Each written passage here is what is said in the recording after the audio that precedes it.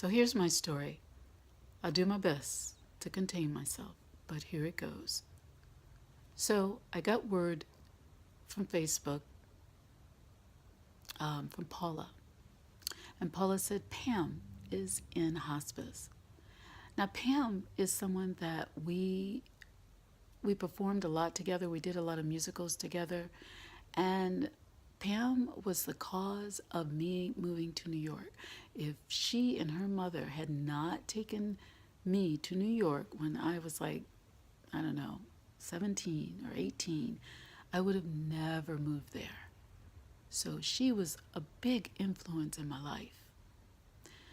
So I was living in South Florida at the time when I got the news that Pam was in hospice. Um, I didn't know what to do. I only knew that I could do with whatever I had in my pocket. And I didn't have very much in my pocket, so I just decided only thing I have is my truck. So we're just gonna have to drive there, Sugar Plum. And I had never did a long distance trip like that, which should have been about it was nearly 20 hours for me because I sort of drive like a grandmama. So anyway, it was Sunday morning about 3:30 a.m. 2 days later, after I heard that Pam was in hospice. I got in my truck, packed my truck with every single thing that I owned, and I headed out to Chicago. I thought, well, I could do it. At least do most of the route in the dark that I know, and then do the rest in the light that I don't know. So I get to Atlanta at about 1 o'clock or something like that. I'm rolling through, and something in my head says, pull over now. And I thought, I can't pull over now. I'm driving 85 miles an hour. So I eventually saw smoke coming from my truck. So I pulled over. And when I pulled over, my gauge was just out of control. The gauge, the water gauge, it was just swinging back and forth. So I called my insurance company for them to tow me. Well, it was Sunday, so everything was closed on Sunday. And it was about 1 o'clock in the afternoon, and I didn't know what to do. So jumping a little bit forward here, um, that was Sunday afternoon, so I decided I'm just going to sleep in my car tonight, lock my doors, and just get under the covers and sleep and save my money so for the future of this journey, because I didn't know what was going to happen on the other side. So that next morning, I said, okay, maybe I was hallucinating. Let's just do a little test drive. Turns out I was not hallucinating. I pulled over again, called my tow people, and they picked me up, took me to a dealership. And I'm thinking, a dealership? Where am I going to get that kind of money? A dealership. So I needed a miracle at this point.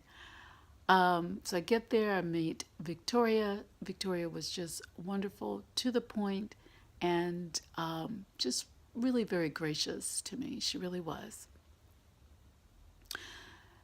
Okay, so this was Monday in the afternoon, and about 5:30, quarter to 6, they took a test drive in my car. Before they took the test drive, she said it'd be something about 700 or 800. No, maybe about $1,200, something like that. So which I got on the phone and called in as many favors as I possibly could, called in to as many people as I possibly could, called in to try to get, some commissions going or anything like that.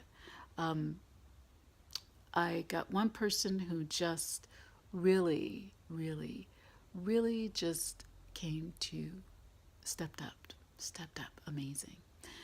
Um, all right, so here we go. They took a test drive. Turns out, I don't even remember what she said. I just remember my eyes glazed over, my head just kind of went to sleep. But basically, my radiator fell apart. So I didn't know what else to do. I really didn't know what else to do. I said, well, just fix it. I didn't know where I was going to get that additional money from. So she fixed it. They fixed it. Now they close at 6, so it was going on 6:30 here, and I was still trying to find money. Now I think they closed at 6, and I was still trying to find money, so I called in the same person and asked them. Now that person, this is what they did for me. My total bill was about $1,700. They graced me about $600, leaving my total balance of about $1,300. So they were very, very gracious. I'd like to return that favor to them. But anyway, so this is the very big bill that I really need some help with. I need to pay that person back.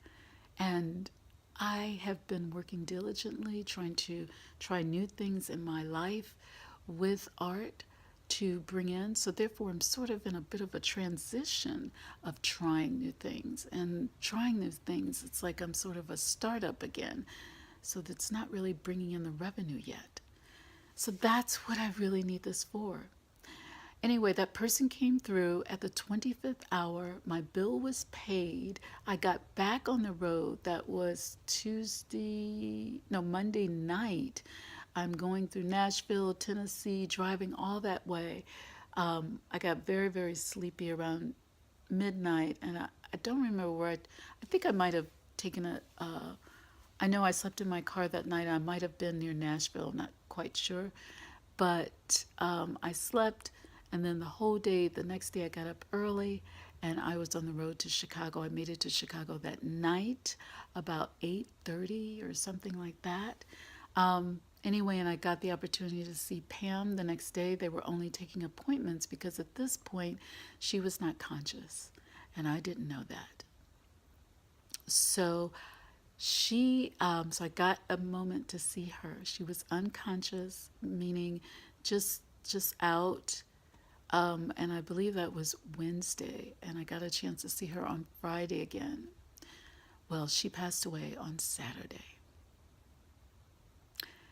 And in that time that I was in her room, I was telling her, number one, please forgive me for just being jealous of you and being envious of your legs and how high you could kick. I don't know where my brain was at. But just in all of her glory and all of who she was, she taught me, just by being who she was, she taught me to find my own glory. That's what she did. So that's the story. I made it to Chicago. I was able to even help with her makeup as her deceased body, which was great. And it was great to be able to do that. So that's the story. And that's the story. And I really, really appreciate Pam. Thank you, Pam Watson. Thank you. Thank you. That's the story. And so therefore, I want to be a responsible citizen and a good friend of the person who loaned me the $1,700, basically the $1,300, and I'd like to pay them back. So if there's anything that I can do for you so that you can help me pay that back, I would just love it. I would love it. Thank you so much for being with me on this journey to see Pam Watson. It was really all about Pam. Yeah, thank you.